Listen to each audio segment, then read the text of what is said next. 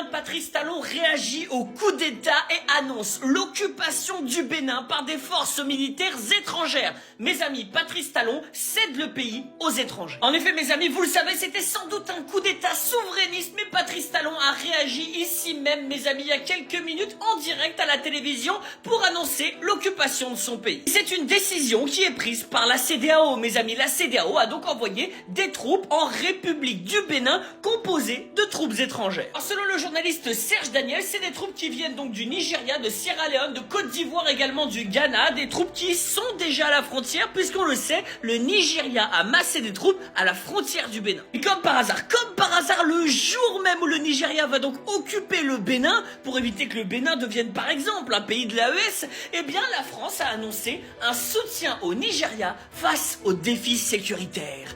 Qu'est-ce que ça veut dire? Que le Nigeria bosse pour la France? Faut se poser des questions. Surtout qu'en plus, il y a 10 jours, il y a eu un coup d'État en Guinée-Bissau. Personne n'en a parlé. Pas un mot dans la presse française, pas une explication, une intervention de la CEDEAO. Rien du tout. Par contre, quand il s'agit du Bénin, là, pam! Action, réaction, occupation, si je puis dire. Vive l'Afrique libre et souveraine, mes amis.